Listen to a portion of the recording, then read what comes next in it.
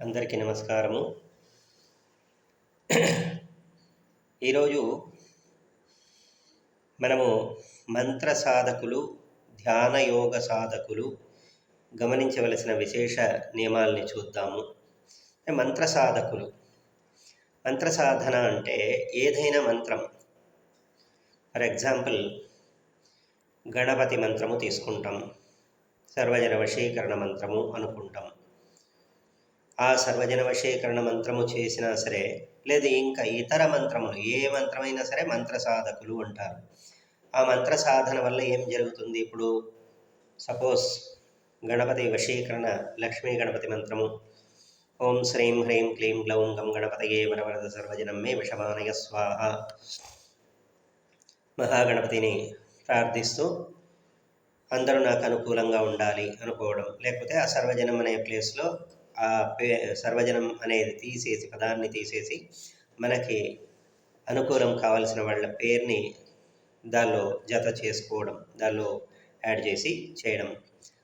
ఇలా చేయడం మంత్ర సాధన. అంటే ఒక్క గణపతి మంత్రం కాదు, ఏ మంత్రం చేసినా, రుణహర్తృ మంత్రం రుణబాధలు తొలగేకి, లేదా ఉద్యోగ ప్రాప్తి మంత్రం, వివాహ ప్రాప్తి మంత్రం, సంతాన ప్రాప్తి మంత్రం, భయ నివారణ మంత్రము, అనేక మంత్రాలు ఉన్నాయి, కోట్లలో ఉన్నాయి మంత్రాలు.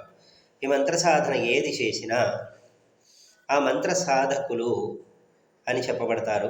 నెక్స్ట్ ధ్యాన యోగ సాధకులు. ధ్యానము అంటే మెడిటేషన్, ధ్యాన యోగ సాధకులు యోగా కావచ్చు, ధ్యానం కావచ్చు. ఇది ఏ చేసినా ఎందుకు చేస్తాం? ధ్యానం చేయడం మానసిక శాంతి పొందడానికి. యోగా ఎందుకు చేస్తాం? శారీరక రుగ్మతలు తొలగడానికి, శారీరక మానసిక బాధలు తొలగేకి ధ్యానము యోగము అనేది చేస్తాం. మంత్రం వచ్చి వీటికన్నా ఇంకా విశేషంగా, వీటికి అతీతంగా కొన్ని పనులు కావడానికి మంత్ర సాధన చేస్తాం. ఇది ఏది చేసినా సరే, మెడిటేషన్ కావచ్చు, యోగా కావచ్చు, మంత్ర సాధన కావచ్చు, ఏది చేసినా వీళ్ళు ఎలాంటి నియమాలు పాటిస్తే వీళ్ళకి మంత్రసిద్ధి కలుగుతుంది. చాలామంది నా దగ్గర వచ్చిన వాళ్ళని చూసినాను, చాలామంది అందులో యూత్ ఎలా ఉన్నారంటే, ఇప్పుడు పరిస్థితిలో ఏదైనా ఒక సాధన చేయాలి అంటే ఒక మంత్రం ఇచ్చాము, ఇచ్చిన తర్వాత ఒక 2-3 రోజులు లేదా వారం చేసేసి వచ్చి చెప్తారు, స్వామి మీరు ఇచ్చిన మంత్రము ఏం పని చేయలేదు, సిద్ధించలేదు, నా పని కాలేదు అని చెప్తారు. ఇక యోగా చేసే వాళ్ళని చెప్పే పని లేదు. యోగా ఒక 4 రోజులు, వారమో 10 రోజులు చేసేసి నాకు వెయిట్ తగ్గలే, నేను అనుకుంది జరగలే, హెల్త్ సెట్ అవ్వలేదు. ఇక మెడిటేషన్ అనేది చాలా కష్టమైంది. ధ్యానము మనము 15 మినిట్స్ మెడిటేషన్ చేస్తే కరెక్ట్గా దానిలో 2 మినిట్స్ మాత్రమే కాన్సన్ట్రేషన్ కుదురుతుంది. అంతకన్నా మిగతా టైం అంతా కాన్సన్ట్రేషన్ ఉండదు. ఆ 15 మినిట్స్లో మైండ్ డైవర్ట్ అవుతూనే ఉంటుంది. ఆ విషయాలు, ఈ విషయాలన్నీ ప్రాపంచిక విషయాల్ని అనుక్షణము మన లోపలికి నింపుతూ ఉంటుంది. దానిలో కష్టపడి సాధిస్తే 2 మినిట్స్ మనము కాన్సన్ట్రేట్ చేయగలుగుతాం. అలా చేసి ఒక వారమో 10 రోజులో, నెల రోజులో చేసిన తర్వాత మేము అనుకునేది జరగలేదు, ధ్యానం మాకు కుదరలేదు, లేకపోతే పెయిన్స్ వచ్చినాయి. ధ్యానము చేసినా, యోగము చేసినా, మంత్ర సాధన చేసినా ఒక పాయింట్ గుర్తుపెట్టుకోండి, ఖచ్చితంగా పెయిన్స్ వస్తాయి, హెల్త్ ఇష్యూస్ వస్తాయి. ఎందుకంటే మనలో ఉండే చెడు వెళ్ళిన తర్వాతే కదా మంచి రావాలి. ఆ చెడు వెళ్ళేటప్పుడు అనేక సమస్యలు వస్తాయి. ఆ సమస్యలనంతా భరించినప్పుడు మాత్రమే మనము సాధన చేయగలుగుతాం. ఫర్ ఎగ్జాంపుల్ హెల్త్ ఇష్యూ వచ్చింది, ఇంజెక్షన్ చేసుకోవాలి, ట్యాబ్లెట్స్ వేసుకోవాలి, చేదుగా ఉంటాయి, అవసరమైతే ఆపరేషన్ చేసుకోవాలి. ఇవి ఏవి చేసినా కూడా బాధాకరమైనవే కదా ఇవి. దాన్ని ఎందుకు భరిస్తున్నాం మనం? ఇంజెక్షన్ చేసుకున్నా, ట్యాబ్లెట్స్ వేసుకున్నా, ఆపరేషన్ చేసినా, ఏం చేసినా, హెల్త్ ఇష్యూకి సంబంధించిన ట్రీట్మెంట్ ఏది చేసుకున్నా ఆ ట్రీట్మెంట్ ఎంత కఠినమైందైనా భరిస్తున్నాం. ఎందుకంటే ఆ బాధను తొలగించుకునేకి, హ్యాపీగా ఉండడానికి. అటువంటిది ఈ మంత్ర సాధన, ధ్యాన యోగ సాధనలో మాత్రం అర్జెంట్ ఎందుకు? దీనిలో కూడా నిదానంగా ఉండి సాధించగలిగితే ఖచ్చితంగా 100% సాధించగలుగుతాం. ఒక ఉపాసకుడుగా ఇప్పటికి నేను 16 ఉపాసనలు చేశాను. ఉపాసకుడుగా ధ్యాన యోగ సాధనలు చేసినాను, మంత్ర సాధనలు చేసినాను. కాబట్టి నేను ఖచ్చితంగా ఈ విషయాన్ని తెలుసుకున్న దాన్ని చెప్తున్నాను. నేను చేసినప్పుడు నేను మంత్ర సాధన చేయడానికి టోటల్గా 8 సంవత్సరాల టైం తీసుకున్నాను.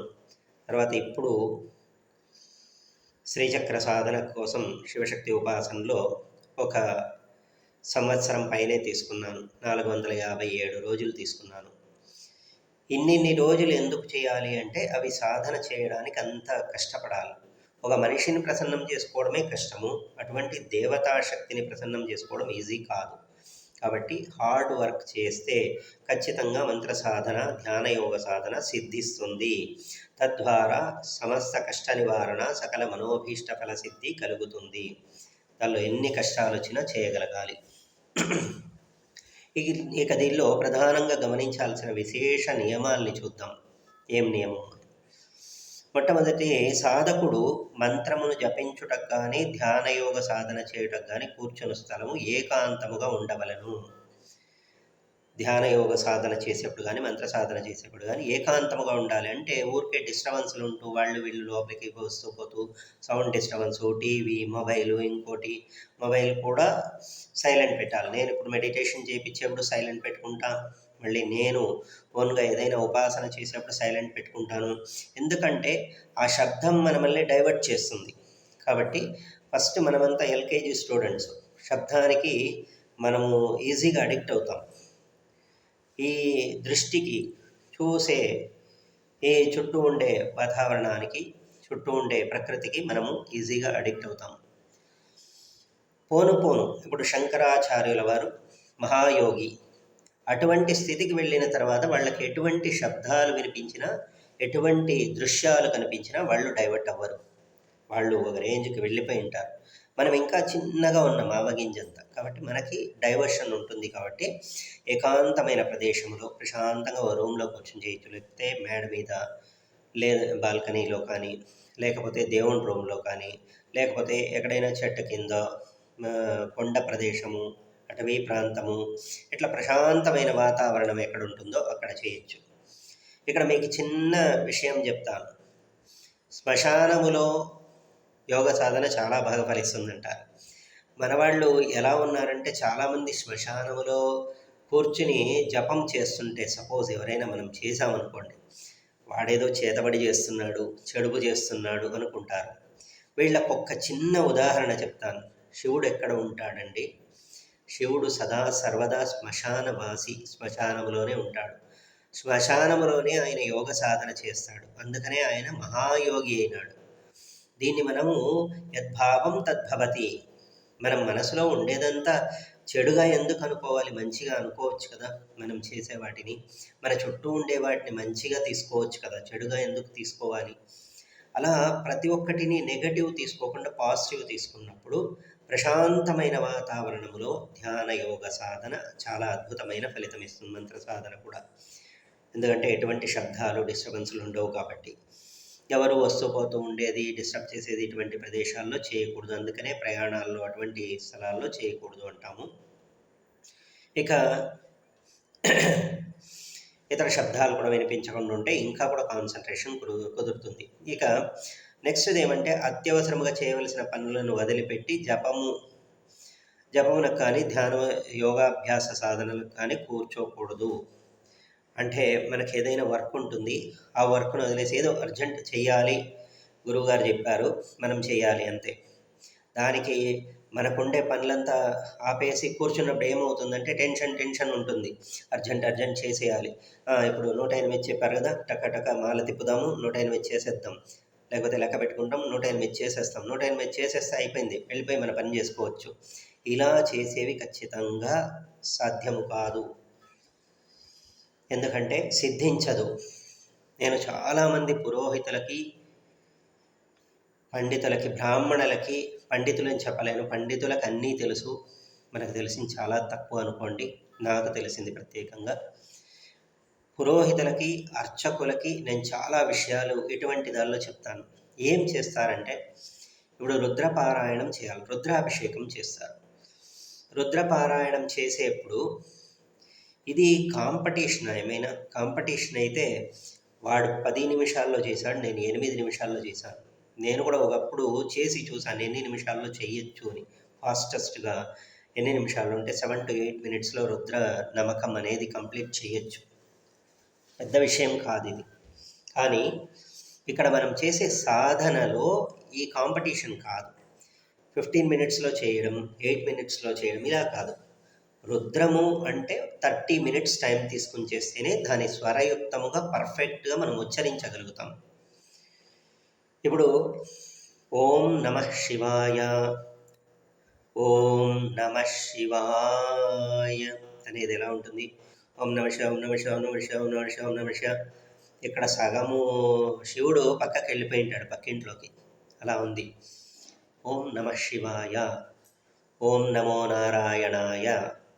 క్లియర్గా పదాలు రావాలి, అక్షరాలు క్లియర్గా రావాలి. లేట్ అవుతుంది కదా అనేసి చేయకూడదు. ఇలా మనం అర్జెంట్ వర్క్ ఉండేప్పుడు చేయడం మానేయచ్చు. కానీ అర్జెంటుగా కంప్లీట్ చేసుకొని మనం పనికి వెళ్ళిపోదామంటే అది సిద్ధించదు. ఏ మంత్రము కానీ, ఏ జపము కానీ, ధ్యాన యోగాలు కానీ సిద్ధించవు. యోగా కూడా ఒక లిమిటెడ్ టైం ఉంటుంది. ఆ టైం చేస్తేనే, ఇప్పుడు కొన్ని సెకండ్స్ ఉంటాయి, ఆ సెకండ్స్ చేస్తేనే హెల్త్ ఇష్యూస్ ఉంటాయి. మెడిటేషన్ కూడా కాన్సన్ట్రేషన్గా కొన్ని సెకండ్స్ చేస్తేనే ఫలిస్తుంది. మంత్ర సాధన కూడా అంతే. ఇక ఆ పని మీదే మనకి శ్రద్ధ ఉంటుంది కాబట్టి మనం చేసేది సిద్ధించదు, కాబట్టి భంగం కలుగుతుంది. కాబట్టి నెక్స్ట్ మంత్ర జపమునకు కానీ, ధ్యాన యోగాభ్యాస సాధనలకు కానీ కూర్చున్నప్పుడు ఇతరులకు కార్యముల వైపు మనస్సును పోనీయక చేయి పని అందే మనస్సు లయమగునట్లు ఉంచుకొనవలను. అదే, వేరే పనుల మీద కాన్సన్ట్రేషన్ ఉండకూడదు. ఒకవేళ మనము అర్జెంట్ లేదు, నిదానంగా చేస్తున్నా, మనం కూర్చుని చేస్తున్నప్పుడు మనం ఇక్కడ మంత్ర జపం చేస్తూ ఉంటాం. చేస్తూ మన మైండ్ ఎక్కడికో వెళ్ళిపోయి ఉంటుంది, ఎక్కడికో ఆలోచనలు ఉంటుంది. ఈరోజు డబ్బులు కట్టాలి, ఏం చేయాలి, ఈఎంఐ కట్టాలి, ఏం చేయాలి, పనులు ఉన్నాయి, బయటికి వెళ్ళాలి, మూవీకి వెళ్ళాలి. 28 సమస్యలు మన మైండ్లోకి దూరుతూ ఉంటాయి. ఇలా చేసే సాధనలు కూడా ఫలించవు. మరి మేము ఎలా చేయాలండి? ఏది నియమం పాటించకపోతే, ఏది ఇన్ని నియమాలు పాటించాలంటే కష్టం కదా అంటే, జపాలలో మీకు 3 ఉన్నాయి.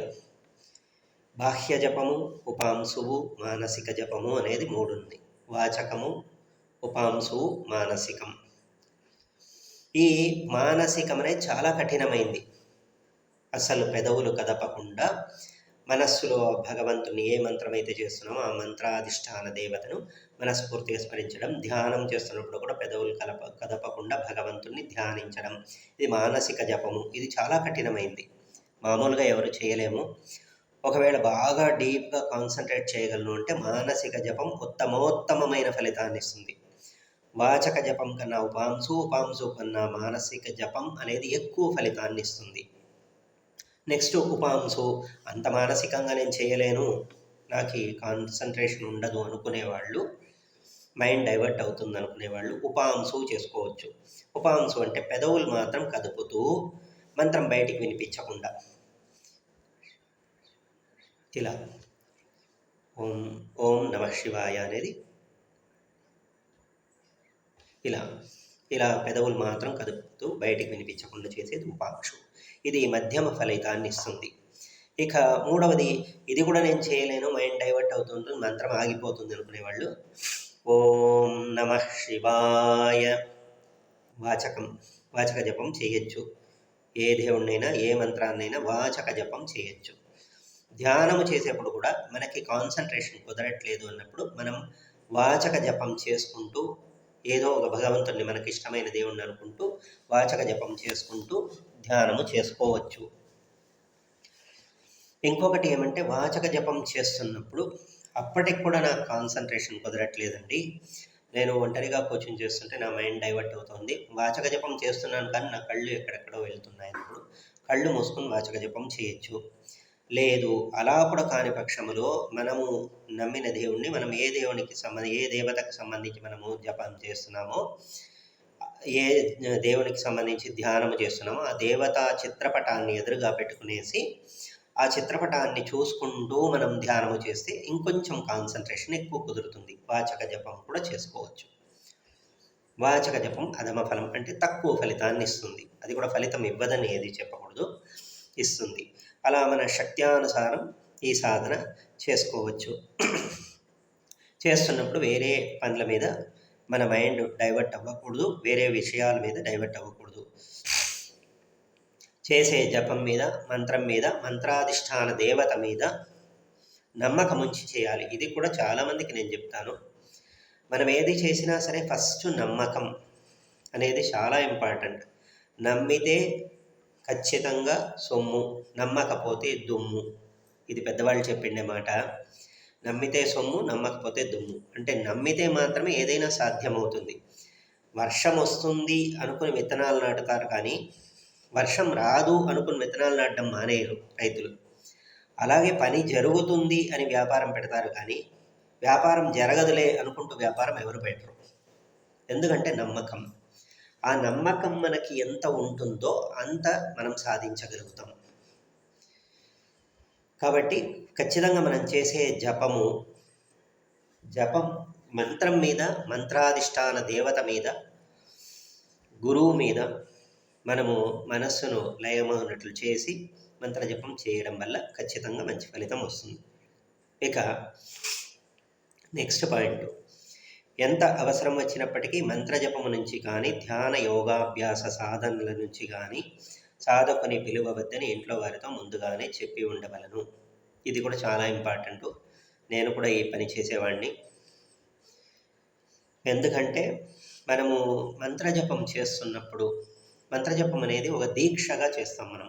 108 లేదా 1008 లేదా 10,000 లేకపోతే 21 కానీ దీక్షగా మనం చేస్తున్నప్పుడు ఎవరో వచ్చి పిలవడము, ఏదో ఒక విషయం ఫోన్లో మాట్లాడడము, ఇలాంటివి చేసుకుంటూ, లేదు ఫోన్ చూసుకుంటూ, ఇది చాలామందికి నేను చెప్పాను, ఇప్పటికి కూడా చెప్తున్నాను. జపాలకి పిలుస్తాం మనం. నవగ్రహ జపాలు కావచ్చు, ఇంకో జపాలు కావచ్చు, పురోహితుల్ని పిలుస్తాము. పిలిచినప్పుడు వాళ్ళు ఎంత డబ్బులు అడిగితే అంత ఇస్తాము. ఇచ్చినప్పుడు పురోహితులు ఖచ్చితంగా మొబైల్ని పక్కన పెట్టుకుని ఇలా చూసుకుంటూ జపం చేయడం ఎందుకు? ఆ కొంతసేపు ఆ తీసుకున్న డబ్బుకు న్యాయం చేద్దాం. మనం ఏదైనా వర్క్లో వెళ్ళినప్పుడు ఈ అర్చకత్వం, పురోహితం, బ్రాహ్మణత్వం అందరూ విలువనిస్తారు మనకి. అటువంటి విలువనిస్తున్నప్పుడు మనం ఆ విలువని కాపాడుకునే బాధ్యత కూడా మన మీద ఉంటుంది.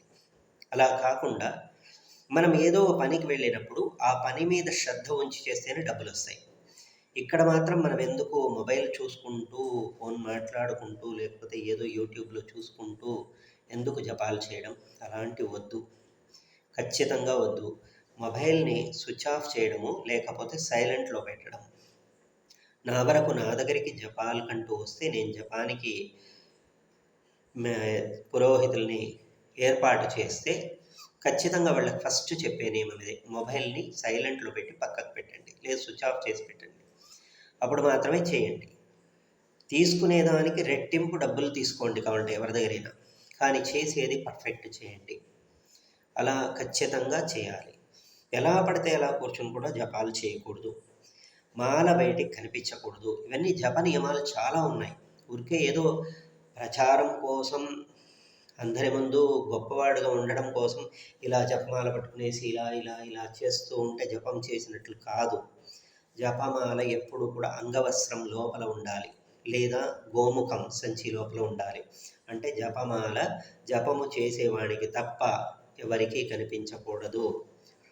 అది భార్య అయినా, బిడ్డ అయినా, ఇంకోరైనా, ఎవరైనా కావచ్చు, ఎవ్వరికీ కనిపించకూడదు. ఒక్క గురువుకు మాత్రం చూపించవచ్చు, ఇంకెవరికి చూపించకూడదు జపమాలని.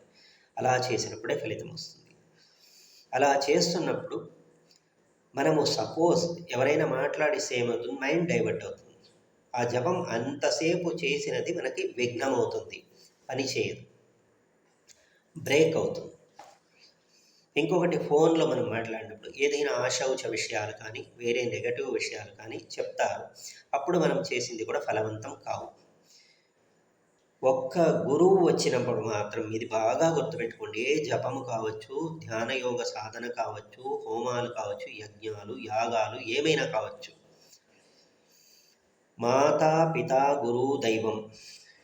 తల్లి కానీ, తండ్రి కానీ, గురువు కానీ వస్తే ఖచ్చితంగా వాళ్ళకి తల్లిదండ్రులకైతే నమస్కరించాలి, నమస్కరించి చేయాలి.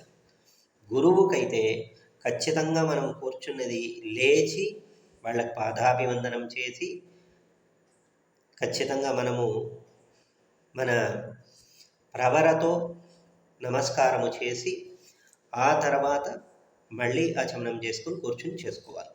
గురువుకు మాత్రం అంత గౌరవం ఇవ్వాలి అక్కడ మనం.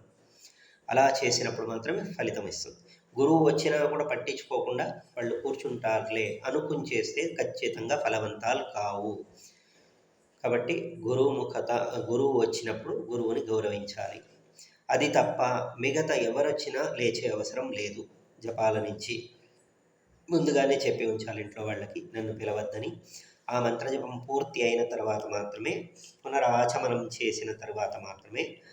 అంటే జప విషయంలో చాలామందికి తెలుసు, అయినా కొంతమందికి తెలియదు. ఆచమనం, ప్రాణాయామం, సంకల్పం. ఆచమనం, ప్రాణాయామం, తర్వాత క్షమించాలి, ఆచమనం, ప్రాణాయామం, సంకల్పం చేసిన తర్వాత మళ్ళీ ఆచమనం, ప్రాణాయామం, మన అంగన్యాస కరన్యాసాలు, దిగ్బంధనం చేసిన తర్వాత మంత్రజపం చేయాలి. మళ్ళీ మంత్రజపం అయిన తర్వాత మధ్యలో లేవకూడదు. మంత్రజపం అయినాక మళ్ళీ దిగ్విమోకము, మళ్ళీ ప్రాణాయామము, పునరాచమనం చేసిన తర్వాతే పైకి లేవాలి. ఇది జప విధానము. అంతేగాని మధ్యలో లేవడం, మాట్లాడటం, ఎవరితో పడితే వాళ్ళతో మొబైల్ చూసుకోవడం ఇలాంటివన్నీ చేస్తే మనం చేసిన జపాలు ఫలవంతాలు కావు. ధ్యానములో కూడా అంతే, యోగములో కూడా అంతే. ఎవరొచ్చినా మనం చేసే ఈ క్రియలు పర్ఫెక్ట్గా ఉండాలి. ఇక నెక్స్ట్ పాయింట్, మంత్రమును అనుష్ఠించు రోజుల యందు కానీ, ధ్యాన యోగాభ్యాస సాధన ఎందున్న రోజుల యందు కానీ పూర్తిగా బ్రహ్మచర్యమును పాటించవలను. ఈ అనుష్ఠానాలు చేస్తున్నప్పుడు ఆ రోజుల్లో ధ్యాన యోగాభ్యాస అవి చేస్తున్నప్పుడు కానీ, అంటే పర్ఫెక్ట్గా దీక్షగా చేస్తున్నప్పుడు ఇది వర్తిస్తుంది. నార్మల్గా చేసే మంత్రానుష్ఠానానికి రాదు. అంటే నేను రెగ్యులర్గా మంత్ర జపం చేస్తాము, పంచాక్షరి షడక్షరి మంత్ర జపము ఇలాంటి వాటికి వర్తించవి. ప్రత్యేక మంత్ర జపాల్లో ఉంటాయి. కార్యసిద్ధి కోసం చేసేదాల్లో, దీక్ష బోని చేసేదాల్లో ఉంటుంది, దీక్ష బోని చేసేదాల్లో ఉంటుంది. ధ్యానానికి, యోగానికి ఇది వర్తించదు. యాక్చువల్గా మంత్రజపానికి ఉంటుంది. అటువంటప్పుడు ఖచ్చితంగా బ్రహ్మచర్యాన్ని పాటించాలి అని చెప్పబడుతుంది. బ్రహ్మచర్యాన్ని పాటించాలి అంటే నియమముతో ఉండాలి అనేది అర్థం. ఇక్కడ స్నాన సంధ్యానుష్ఠానములు చేసి ఎటువంటి నెగటివ్ థాట్స్ లేకుండా, బ్రహ్మచర్యము అంటే ఎటువంటి నెగటివ్ థాట్స్ లేకుండా కామక్రోధాది అరిషడ్వర్గాలను నశింపజేసి జయించి అప్పుడు చేయాలి. పూర్తి జయించలేము మనము. ఆ కాలంలో మాత్రము దాన్ని పక్కన పెట్టి మనము డీప్ కాన్సన్ట్రేషన్తో ఈ మంత్రజపాలని చేసుకుంటే ఖచ్చితంగా ఫలితం ఇస్తుంది. ఇక ఆ టైంలో ఎలా ఉండాలి? సత్యము, అహింస మొదలైన మంచి నియమములను విధిగా పాటించాలి. సత్యం, మనం జనరల్గా పొద్దున్న లేస్తే రాత్రి వరకు చాలా అబద్ధాలు చెప్తుంటాము. తప్పది, ఈ కాల పరిస్థితిని బట్టి దేశ కాలానుసారంగా కొన్ని జరుగుతూ ఉంటాయి కదా. ఆపద్ధర్మములో కూడా కొన్ని జరుగుతూ ఉంటాయి. అందుకనే మనము సత్యము అంటే కొంతవరకు నిజాన్నే చెప్పాలి, ఎక్కువ అబద్ధం చెప్పడము అంటే పనికొచ్చే విషయాల్లో కొన్నిట్లో అబద్ధం చెప్పచ్చు. ఇప్పుడు ఫర్ ఎగ్జాంపుల్ చెప్తాను, అధర్మములో ధర్మము అంటాం దీన్ని. ధర్మము చాలా సూక్ష్మమైంది, దాన్ని తెలుసుకోవడం చాలా కష్టం. అధర్మములో ధర్మము, అధర్మము ఎలా? ఇది అధర్మము అంటేనే దానిలో ధర్మం ఎక్కడి నుంచి వస్తుంది అని మీరు అనుకోవచ్చు. ఒక రోగి వచ్చాడు డాక్టర్ దగ్గర. ఆ రోగి చనిపోతాడు ఒక కొన్ని రోజుల్లో, ఒక 2 రోజులకో 3 రోజులకో చనిపోతాడు. డాక్టర్ ఏం చెప్తాడు, సరైన డాక్టర్ అయితే ఏం చెప్తాడు, టెస్ట్ చేసి నీకేం లేదు, పర్వాలేదు, ఏం ప్రాబ్లం లేదు, ప్రాబ్లం ఏమీ లేదు, నీకేం ఇబ్బంది లేదు, నేను మెడిసిన్స్ ఇస్తాను, వాడు సరిపోతుంది అంటే ఇతనికి తెలుసు డాక్టర్కి ఇతను చనిపోతాడని. అయినా అబద్ధము చెప్తాడు. ఇక్కడ చూసారా, అబద్ధం చెప్పేకి ఏ సందర్భం అనేది చాలా ముఖ్యం. ఏ సందర్భంలో అబద్ధం చెప్తున్నాము. అలా ఇప్పుడు చిన్న పిల్లలకి భోజనం తినిపించేప్పుడు చందమామ రావే జాబిల్లి రావే, చంద్రుడేం రాడు కదా, కానీ చంద్రుడు వస్తున్నాడు, పిల్లల్ని అక్కడ చూపించి ఎదుగో చంద్రుడు వస్తూ ఉన్నాడు, ఇక్కడ రా అని పిలుస్తూ ఉంటాం ముద్దుగా. అంటే వాళ్ళకి అబద్ధం చెప్తున్నాం. ఎందుకు? వాళ్ళకి తినిపించాలి, వాళ్ళు తినాలి. ఎందుకు తినాలి? బాగుంటారు వాళ్ళు. ఇలా కొన్ని అబద్ధాలు ఆ సందర్భానుసారముగా చెప్పేవి, మంచి కోసం చెప్పే అబద్ధాలు పనికి. 1000 అబద్ధాలు చెప్పి పెళ్లి చేయండి అన్నారే, ఇలా అబద్ధాలు కొన్ని విషయాల్లో మంచి చేస్తాయి. అహింస అనేది ఖచ్చితంగా 99% పాటించవచ్చు. అసత్యమైన కొంచెం సత్యం చెప్పడమైనా కష్టమేమో కానీ అహింస పాటించవచ్చు. అహింస అంటే ఏంటి? ఇతరులను బాధ పెట్టకపోవడం, అనవసరమైన విషయాల్లో వాళ్ళని తిట్టడము, కొట్టడము. అది ఎవరైనా కావచ్చు, తన పిల్లలే అయినా కూడా ఈ మంత్రజపాలు చేస్తున్నప్పుడు వాళ్ళు అల్లరి చేస్తారు. ఎందుకు చేస్తారంటే ఆ మంత్రజపాన్ని ఆపడానికి భగవంతుడే వాళ్ళని ప్రేరేపిస్తాడు. విశ్వామిత్రుడంతటి వాడికి మేనకని పంపించి ఆ తపస్సుని భంగపరిచాడు భగవంతుడు. అటువంటిది మనమెంత? కాబట్టి మనల్ని ఈ మంత్రజపం చేయకుండా ఉండేకి అనేక సమస్యల్ని సృష్టిస్తాడు. బాగా మనం ఎక్కువగా డీప్గా చేసినప్పుడు. అలాగే పిల్లలు ఉంటే అల్లరి చేయడం ఇవన్నీ ఉంటుంది. వాళ్ళని కూడా కొట్టకూడదు, తిట్టకూడదు. నైస్గా చెప్పి సర్ది చెప్పి వాళ్ళని సైలెంట్ చేసి మన పని మనం చేసుకోవాలి. ఇక నెక్స్ట్ పాయింట్, మంత్రములు కానీ ధ్యాన యోగాభ్యాస సాధనలు కానీ సాధించే రోజుల్లో తేలికగా జీర్ణముగా ఆహారమును తీసుకొని చుండవలను, విశేషముగా పండిన పండ్లను తినుచుండవలను. ఎప్పుడు కూడా ఫ్రూట్స్ అమృతముతో సమానము, ప్రకృతి సహజ సిద్ధమైన ఆహారము. అంటే భగవంతుడు కల్పించిన ఆహారం, అది ప్రకృతిలో వచ్చిండేవి కాబట్టి అది ఉడికించము, ఏమీ చేయము. కాబట్టి అది ఎప్పుడైనా పండిన పండ్లను తింటూ ఉండాలి. ఎందుకు అంటే పచ్చివి త్వరగా డైజెస్ట్ కావదు కాబట్టి బాగా పండినవి తింటే త్వరగా డైజెషన్ అవుతుంది. అలాగే త్వరగా జీర్ణమయ్యే పదార్థాలు ఎందుకు తీసుకోవాలి? ఎందుకు ఉపాసనలో పులగం తినాలి. యాక్చువల్గా పులగం అంటే ఏంటి? పెసరపప్పు, అన్నం, ఇది తప్ప ఏమీ తినకూడదు. పెసరపప్పు, అన్నం ఇవే తినాలి. ఎందుకు ఇలా తినాలి అంటే ఈ పులగం అనేది త్వరగా డైజెస్ట్ అవుతుంది. ప్లస్ లోపల నెగటివ్స్, చెడుని ఉండనియదు, త్వరగా బయటికి పంపించేస్తుంది. అలాగే ఫ్రూట్స్, మంచి ఫ్రూట్స్ తింటే బాగుంటుంది. ఎక్కువ హార్డ్ ఫుడ్ తింటే ఫస్ట్ ఆఫ్ ఆల్ నిద్ర బాగా వస్తుంది. నిద్ర ఎక్కువ పోకూడదు. అందుకే ఈ ధ్యాన యోగాభ్యాస సాధన, మంత్ర సాధనలో మనము నిద్ర ఎక్కువ పోకూడదు కాబట్టి ఆహారం కూడా తక్కువ తీసుకోవాలి. మామూలుగా మనం ఇంత తీసుకునేదైతే ఈ సాధన చేసేప్పుడు ఇంతే తీసుకోవాలి. ఒక పిడికడు లేకపోతే ఇంత తీసుకున్నప్పుడు కొంచెం తక్కువ తీసుకుంటే ఆకలి అనేది లోపల ఉంటుంది కాబట్టి నిద్ర పట్టదు. పూర్తిగా ఎక్కువ తినేస్తే నిద్ర బాగా వచ్చేస్తుంది. అలా ఖచ్చితంగా ఫాస్ట్గా జీర్ణమయ్యే పదార్థాలు తీసుకుంటే ఎటువంటి హెల్త్ ఇష్యూస్ లేకుండా మనం సాధన పూర్తి చేయగలుగుతాం. ఇక నెక్స్ట్, బద్ధకము చేత ఒక పూటైనా మంత్రజపము కానీ ధ్యాన యోగ సాధనలు కానీ మానకూడదు. ఇది చాలా ఇంపార్టెంట్. నాకు తెలిసి నా దగ్గర వచ్చిన వాళ్ళు చాలామంది ఈ పొరపాటు చేశారు. ఒక సాధన చేస్తున్నప్పుడు నిద్ర, ఆహారము ఇవన్నీ కూడా వదిలేయాలి. దీనికి ఒక చిన్న ఎగ్జాంపుల్ చెప్తా. జనరల్గా మనం చెప్తాం, సరిగ్గా తినట్లేదు, సరిగ్గా నిద్రపోవట్లేదు అంటే వాడు లవ్లో పడ్డాడు అంటాం, ప్రేమలో పడినాడు కాబట్టి. అంటే ప్రేమలో పడితే ఆ అమ్మాయి మీదో అబ్బాయి మీదో మోహం ఎక్కువ ఉంటుంది కాబట్టి వాళ్ళనే ఆలోచన చేస్తూ ఉంటాడు కాబట్టి వీడికి తిండి తినడానికి ఇష్టం ఉండదు, నిద్ర రాదు. 24 hours మెలకున్నంతసేపు అదే ఆలోచన. అలా ఈ సాధన చేసేప్పుడు కూడా ఆ సాధన మీద, ఆ సాధన చేసే దైవం మీద, మంత్రం మీద అంతటి కాన్సన్ట్రేషన్ మనం దాన్ని ప్రేమించాలి, సాధించాలి అనే తపన. మనకి ఇంట్రెస్ట్ ఉండే పని అయితే ఎంత బాగా చేస్తాం మనం. అలా ఇంట్రెస్ట్గా ఉండేది మాత్రమే మనం చేయాలి. ఏదో గురువులు చెప్పారు, లేదు ఇంకోరు చెప్పారు చేయాలి, తప్పదు. చేస్తే డబ్బులు వస్తాయంట, చేస్తే పెళ్ళవుతుందంట, ఇలా కాదు. అది చేస్తే పెళ్ళవుతుందంట, ఖచ్చితంగా మనం చేయాలి, చేస్తే వెంటనే పెళ్ళి జరిగిపోతుంది అని ఆ తపనతో మనస్ఫూర్తిగా చేసినప్పుడు అది ఖచ్చితంగా సిద్ధిస్తుంది.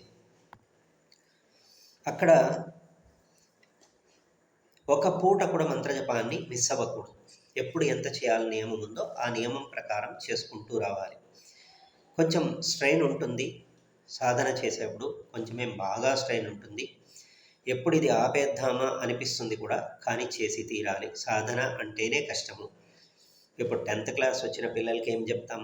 నువ్వు ఖచ్చితంగా మంచి మార్కులతో పాస్ అవ్వాలి, బాగా కష్టపడు చదువు, బాగా కష్టపడు చదువు చెప్పడం చాలా సులువు, చేయడం చాలా కష్టం. వాళ్ళు ఎంత కష్టపడతారు ర్యాంకులు తెచ్చుకునేకి, మంచి మార్కులు తెచ్చుకునేకి. అలాగే డాక్టర్ అవ్వాలి అంటే ఎంత కష్టపడాలి, లాయర్ అవ్వాలంటే ఎంత కష్టపడాలి, పోలీస్ అవ్వాలంటే ఎంత ప్రతి దానిలో కష్టం ఉంటుంది. వాడు దాదాపుగా మ్యాక్సిమం టైం దాని మీద కేటాయించి హార్డ్ వర్క్ చేసినప్పుడు మాత్రమే ఆ జాబ్స్ వాడికి వస్తుంది, ఆ రిజల్ట్స్ వాడికి వస్తుంది. అలాగే ఈ మంత్ర సాధనలో కూడా ఎక్కువ కాన్సన్ట్రేషన్ పెట్టి ఎక్కువసేపు సాధన చేయడం వల్ల మాత్రమే రిజల్ట్స్ మంచిగా వస్తాయి. ఇక మనం ఒకవేళ మానేస్తే ఏం జరుగుతుంది? దీనిలో ఏ సాధన అయినా సరే మధ్యలో మానేస్తే, ఇప్పుడు సపోజ్ 21 డేస్ చేయమన్నారు, 15 డేస్ చేసాము, మనకు ఓపిక లేదు అని మానేసి మళ్ళీ చేస్తాంలే అనుకున్న ఒక్కరోజు గ్యాప్ ఇచ్చి చేస్తే అది నిష్ఫలమవుతుంది. ఖచ్చితంగా దాన్ని కంటిన్యూ చేయాలి. ఒక లేడీస్ ప్రాబ్లం వచ్చినప్పుడు మాత్రం వాళ్ళకి నియమం ఉంటుంది, అది కూడా కొన్నిటికి మాత్రమే ఉంటుంది. అందుకే కొన్ని లేడీస్ చేయకూడదు అని పెట్టారు. వాళ్ళు చేయకూడదు అని కాదు, చేస్తే ఇప్పుడు 48 డేస్ చేయమ్మా అని చెప్పేసి వదిలేస్తే వాళ్ళకి మధ్యలో బ్రేక్ పడుతుంది, వాళ్ళు చేయలేరు, ఆగిపోతుంది. అప్పుడు వాళ్ళకి ఫలం ఎలా వస్తుంది? కాబట్టి వాళ్ళకి ఇచ్చేవి 21 డేసే ఇవ్వాలి ఎప్పుడైనా. అప్పుడు రిస్క్ ఉండదు. అప్పుడు కూడా ఆటంకం కలిగిందా మళ్ళీ 21 డేస్ వాళ్ళు చేయాల్సిందే. అలా మధ్యలో బ్రేక్ ఇస్తే ఆ అన్ని రోజులు చేసిన ఫలితం కూడా నిష్ఫలమవుతుంది. ఏదైనా సరే ఇప్పుడు ఫర్ ఎగ్జాంపుల్ దీనికి తీసుకుంటే, ఒక గర్భిణీ స్త్రీ పొరపాటున ఏదో జరిగి గర్భము పోయిందనుకుంటాం. నేను 5 నెలలు మోసాను, ఉన్నట్లుండి ఒకే రోజులో పోయింది. ఒకే రోజులో ఎందుకు పోతుంది? ఆ రోజు ఏదో పొరపాటు చేయడం వల్ల భగవంతుని యొక్క ఏదో ఒక అనుగ్రహం కావచ్చు, ఆగ్రహం కావచ్చు. ఇక్కడ అంటే కొన్ని జరగడం అనుగ్రహం, అన్నీ కూడా మంచిగా జరుగుతాయి. ఫైనలీ ఏదో ఒక విషయంలో ఇలా జరిగినప్పుడు అన్ని నెలలు కష్టపడి మోసిన స్త్రీ ఆనాడు బాధపడుతుంది. కానీ గర్భం అలా ఉంటుందా? ఉండదు. అలాగే ఇక్కడ మనం ఈ మంత్ర జపాన్ని మధ్యలో మిస్ చేసుకుంటే అన్ని రోజులు చేసిన ఫలితం తగ్గిపోతుంది. మళ్ళీ ఫస్ట్ నుంచి చేయాల్సిందే మనం. ఇక నెక్స్ట్ మంత్ర జపము కానీ ధ్యాన యోగాభ్యాస సాధన కానీ ప్రారంభించిన కొద్ది రోజుల్లో, ఇది మంచి పాయింట్, అనారోగ్యము కానీ వ్యాధి లక్షణములు కానీ శరీరమునందు కానీ కుటుంబమునందు కానీ కనిపించుచున్న ఎడల సాధకుడు అధైర్యపడకూడదు. ఆ అనారోగ్యమంతయు సాధన వృద్ధి పొందుచున్న కొలది తొలగిపోవును. ఇంతకుముందే నేను చెప్పాను కదా, ఇలా ఏదైనా సాధన చేస్తున్నప్పుడు సమస్యలు ఖచ్చితంగా వస్తాయి. హెల్త్ ఇష్యూస్ వస్తాయి, ఇంట్లో ప్రాబ్లమ్స్ వస్తాయి, ఫైనాన్షియల్ ప్రాబ్లమ్స్ వస్తాయి, గొడవలు జరుగుతాయి, అనేకమైన సమస్యలు వస్తాయి. ఒకటి కాదు, చాలా చాలా చాలా రకాల సమస్యలు వస్తాయి. అన్నింటికీ ధైర్యంగా నిలబడి సాధన చేస్తున్నప్పుడు ఇవన్నీ వస్తాయి, సాధన పూర్తి చేస్తాననే మొండి పట్టుదలతో సాధిస్తే ఖచ్చితంగా పోను ఈ సమస్యలన్నీ తొలగిపోయి సాధన సిద్ధిస్తుంది. ఇక ఇది కూడా ఇంపార్టెంట్, ఇంట్లో కానీ బంధువులలో కానీ విచారకర వార్తలు వినబడిన ఎడల సాధకుడు అధైర్యపడకూడదు. అవన్నీ కూడా సాధన వృద్ధి పొందుచున్న కొలది తొలగిపోవు. సాధకుడు దుఃఖపడకూడదు. ఎందుకు ఎందుకు సాధన విడవకూడదు, సాధన కూడా దుఃఖపడకూడదు అంటే వాడికి కూడా బాధలు ఉంటాయి కదా మరి. ఎవరికైనా ఏమైనా జరిగింది బంధువుల్లో ఉన్నప్పుడు బాధ కలుగుతుంది.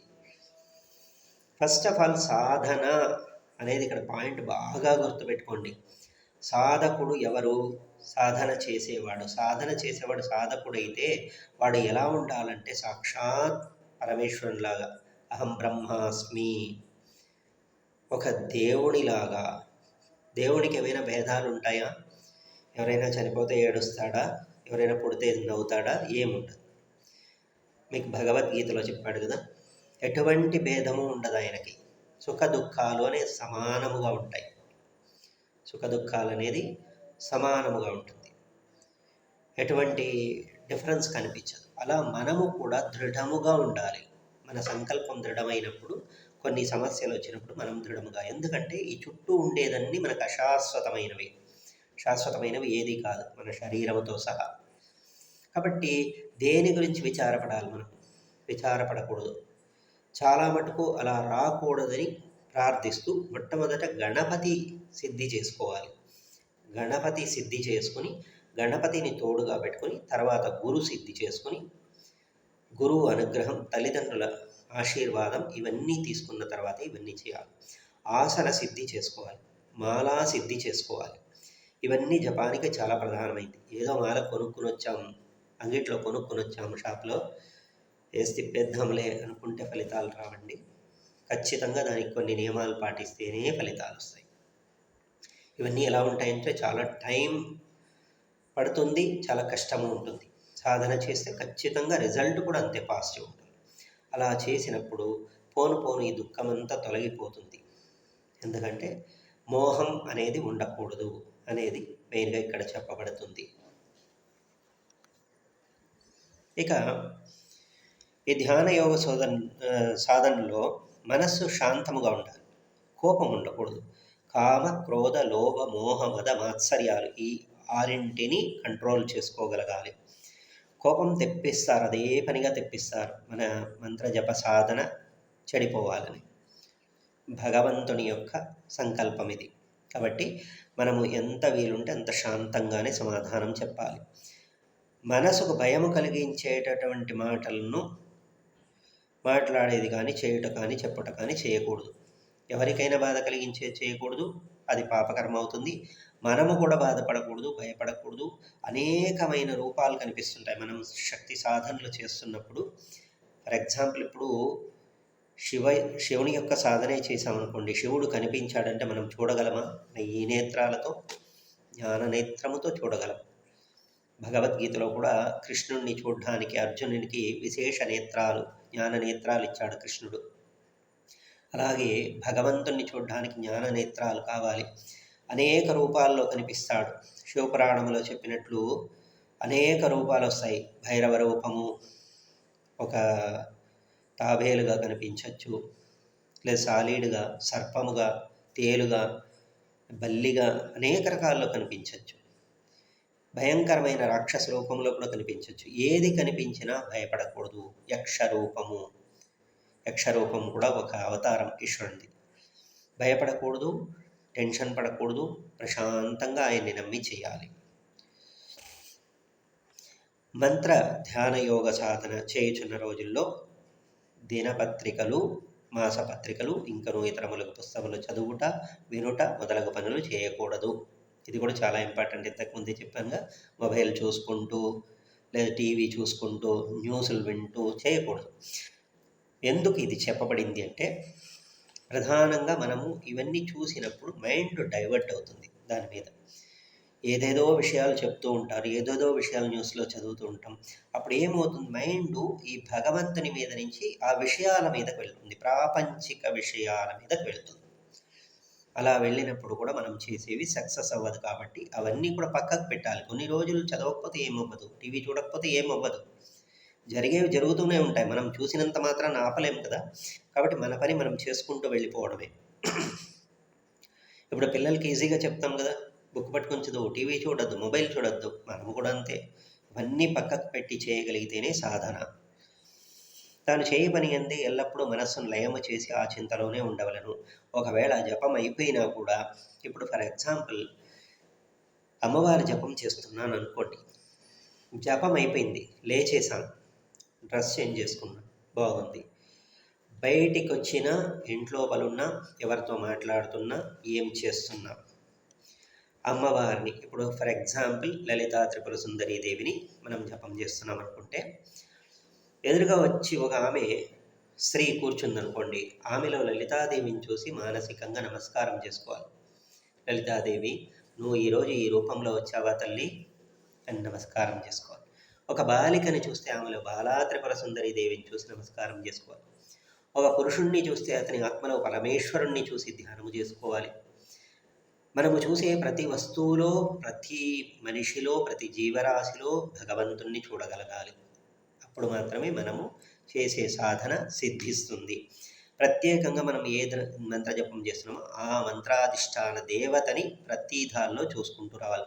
గోడలో చూసినా లలితాదేవి కనిపించాలి, లైట్లో చూసినా కనిపించాలి, క్లాక్లో చూసినా కనిపించాలి, ల్యాప్టాప్లో చూసినా కనిపించాలి, మొబైల్లో చూసినా కనిపించాలి.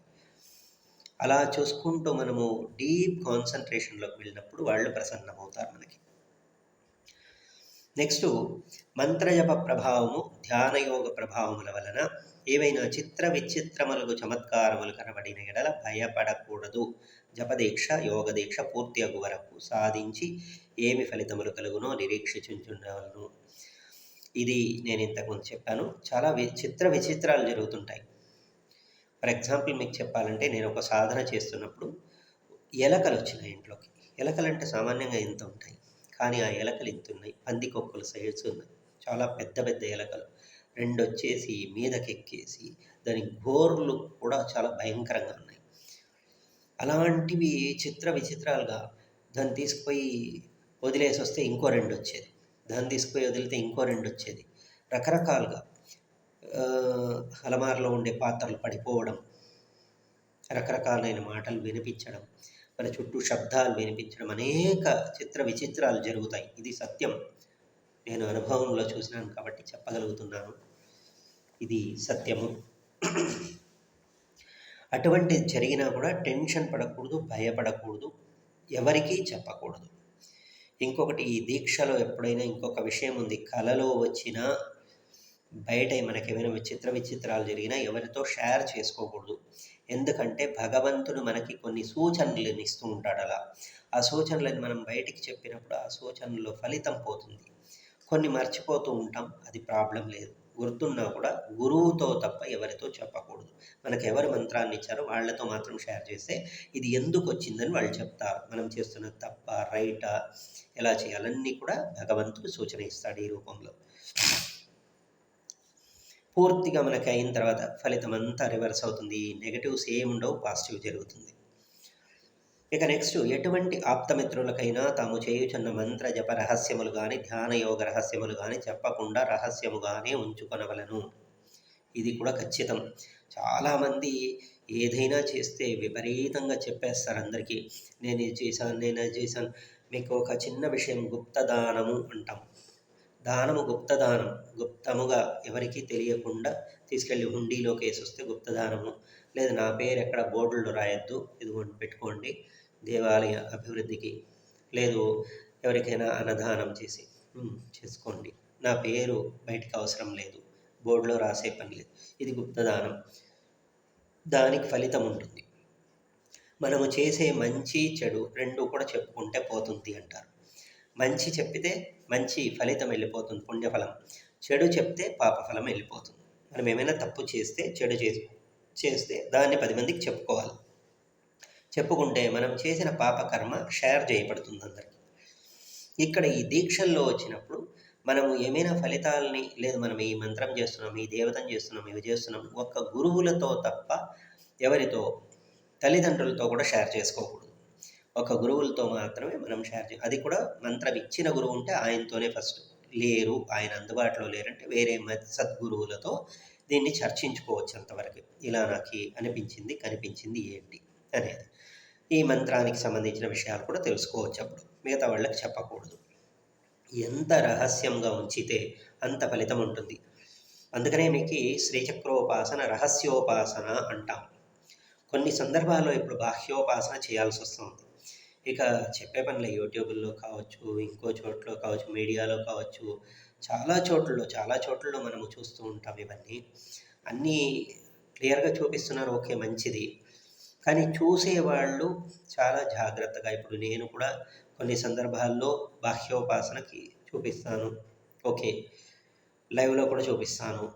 ఓకే. కానీ చూసేవాళ్ళు ఫస్ట్ కొన్ని నియమాలు తెలుసుకోవాలి. మనము మయలగా ఉన్నప్పుడు చూడకూడదు. మనం మయలగా ఉన్నప్పుడు చూస్తే మనము చూడడం వల్ల అవతల చేసే దాని ఫలితం తగ్గుతుంది. టీవీలో పెట్టినప్పుడు కూడా దేవునివి పెట్టాలంటే ఇంట్లో ఎటువంటి మయల లేనప్పుడు పెట్టాలి. ఇంట్లో మయల ఉన్నప్పుడు దేవుని మంత్రాలు అవి పెట్టుకున్నప్పుడు ఆ మంత్రస్వరాలు ఇక్కడ రివర్స్‌లో పనిచేస్తాయి. కాబట్టి ఇవన్నీ ఖచ్చితంగా మనం పాటించాలి. పాటిస్తే మంచి ఫలితం ఉంటుంది. కాబట్టి ఈ సీక్రెట్ అనేది, అందులో అథర్వణ వేదోక్త మంత్రాలు ఖచ్చితంగా సీక్రెట్ మెయింటైన్ చేయాలి. అంతకంత ఫలితాలుంటాయి. ఇక నెక్స్ట్, ఏదైనా ఒక కోరికను మనస్సులో పెట్టుకొని మంత్రజపమును ధ్యాన యోగ సాధనను చేయుచున్న ఎడల ఆ కోరిక నెరవేరుట ఆలస్యమగుచున్న కొలది సాధకుడు నిరుత్సాహము విరక్తి కలుగును. కాన సాధకులు కోరిక లేకయే చేయుచున్న ఎడల అన్ని కార్యములు సాధన వృద్ధి పొందుచున్న కొలది నెరవేరును. ఏదైనా కోరిక పెట్టుకుంటే ఆ కోరిక నెరవేరలేదంటే డిప్రెస్ అవుతాము. కాబట్టి కానీ కోరిక ఉండకూడదు అనేదేం లేదు. కోరిక పెట్టుకుని చేయాలి. సంకల్పంలో కోరిక చెప్పుకోవాలి. ధనాకర్షణతా సిద్ధ్యర్థం, అత్యధిక ధనాకర్షణతా సిద్ధ్యర్థం, జనాకర్షణతా సిద్ధ్యర్థం ఏతద్వ్యక్తి మే వశమానార్థం, ఇలా సంకల్పం చేసుకోవడం తప్పు. ఆ సంకల్పం చేసుకున్నప్పుడు మాత్రం గుర్తుపెట్టుకోవాలి. తర్వాత ఆ సంకల్పాన్ని మాత్రమే అనుకుంటూ ఈ మంత్రం చేస్తున్నా, డబ్బులు రావాలి, డబ్బులు రావాలి, డబ్బులు రావాలి, ఆకాశం నుంచి ఏం పడిపోదు కదా. మనము ధనాకర్షణ చేస్తుంటే మనము చేస్తున్న పనిలో అభివృద్ధి కలిగి ధనాకర్షణ కలుగుతుంది. వ్యాపారం అయితే వ్యాపారాభివృద్ధి, ఉద్యోగం చేస్తున్న వాళ్ళకి ఇంక్రిమెంట్లు రావచ్చు, లేదు వేరే రకంగా డబ్బులు రావచ్చు, ఇలా వేరే రకంగా వచ్చేది ఆకర్షణ. కాబట్టి ఎప్పుడు దాన్ని ఆలోచన చేస్తూ చేయకుండా ఆ మంత్రాధిష్టాన దేవతను కాన్సన్ట్రేట్ చేసి మంత్రజపం చేస్తే ఏ ఫలితం కోసం మనం చేస్తున్నామో, ఏ సంకల్పంతో చేస్తున్నామో ఆ సంకల్పం తప్పక నెరవేరును. ఇక మంత్ర జపమును కానీ ధ్యానయోగ సాధన కానీ ఒకసారి దీక్షలో నెరవేరని ఎడల మరల దీక్ష పొనవలను. అనుష్ఠానంలో ఏదో ఒక లోపం ఉండటం వల్లనే తన సాధన సిద్ధించలేదని తెలుసుకొనవలను. ఎప్పుడైనా ఏదైనా సరే ఒకవేళ జరగలేదంటే నిరుత్సాహపడకూడదు. ఇప్పుడు సపోజ్ ఎగ్జామ్ రాస్తున్నాం, ఫెయిల్ అయ్యాము, మనం బాగా రాసాము కానీ ఫెయిల్ అయ్యాము అనేవాళ్ళు చాలామంది ఉన్నారు నాకు తెలిసి. నేను చాలా బాగా రాశాను, ఎలా ఫెయిల్ అయ్యాను నాకు తెలియదు. ఎక్కడో లోపదోషం జరిగి ఉంటుంది. ఒకటి మనం రాసిందాల్లో తప్పు ఉంటుంది, లేదు దిద్దినవాడు దాన్ని పొరపాటుగా దిద్దడం వల్ల సమస్య. ఏది జరిగినా ఫెయిల్ అవ్వడం మనమేగా, అవతలవాడు కాదుగా. కాబట్టి ఫెయిల్ అయ్యామనే సీట్లో కొంచెం ఏడుస్తూ కూర్చుంటారా? కూర్చోకూడదు. మళ్ళీ ఎగ్జామ్కి ప్రిపేర్ అవ్వాలి. 100 సార్లు వచ్చినా ప్రిపేర్ అవుతూనే ఉండాలి. ఇది కూడా నా అనుభవంలో వచ్చింది. గణపతి దీక్ష మొట్టమొదట నేను తీసుకున్నప్పుడు, గణపతి ఉపాసన చేసినప్పుడు 3 సార్లు, 2 సార్లు ఆటంకం కలిగి మూడోసారి సిద్ధి కలిగింది. మొదటిసారి 47 రోజుల్లో పోయింది, రెండోసారి 48 రోజుల్లో పోయింది. అలా జరిగినప్పుడు నిరుత్సాహపడిపోయి చేయకపోతే మనమే ఫలితాన్ని కోల్పోతాం. ఎప్పుడైనా అలా ఆటంకం కలుగుతోందంటే మనం చేస్తున్నది కరెక్ట్ అని లెక్క. కరెక్ట్ కాబట్టే ఆటంకం కలిగిస్తున్నాడు భగవంతుడు. కాబట్టి మళ్ళీ చేస్తాం, మళ్ళీ పోరాడదాం, మళ్ళీ సాధిద్దాం. సాధన చేస్తూనే ఉండాలి, చేసి సాధించుకోవాలి.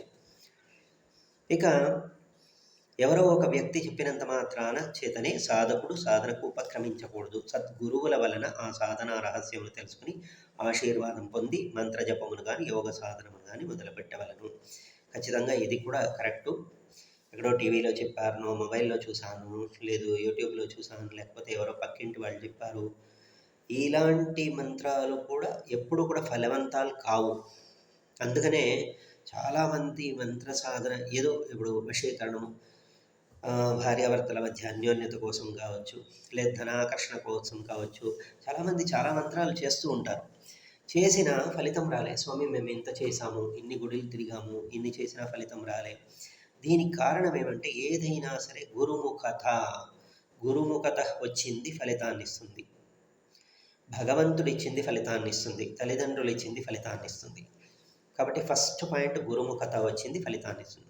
ఒకవేళ మంత్రం ఎవరైనా ఇచ్చినా దాన్ని సద్గురువుల దగ్గరికి తీసుకెళ్ళి చూపించాలి. ఈ మంత్రం ఇచ్చారు, ఈ మంత్రం చేయొచ్చా, ఎలా చేయాలి అడిగినప్పుడు ఆ గురువు దాని యొక్క అర్థాన్ని, నియమాన్ని ఎలా చేయాలనేది అన్నీ చెప్తాడు. అలా చెప్పిన తర్వాతే ఆ మంత్ర జపం చేయాలి. ఎప్పుడైతే గురువు ఉపదేశం పొందామో ఆ మంత్రలోపం ఏముండదు. లోపం ఉన్నా, అదేమైనా ఫాల్ట్ ఉన్నా అది గురువుకు వర్తిస్తుంది. అతను చెప్పాడు కాబట్టి అతనికి వర్తిస్తుంది. కాబట్టి ఎప్పుడైనా ఎవరు చెప్పారని చేయకూడదు. ఖచ్చితంగా సద్గురువుల ద్వారా తెలుసుకుని చేయాలి. ఇక నెక్స్ట్ పాయింట్, జపము చేయుచున్న మంత్రమునందు మంత్రాధిష్ఠా దేవత యందు మరియు ధ్యాన యోగ సాధన ఉపదేశించే సద్గురువుల యందు సంపూర్ణ విశ్వాసం, భక్తి, శ్రద్ధలు కలిగి ఉండవలను.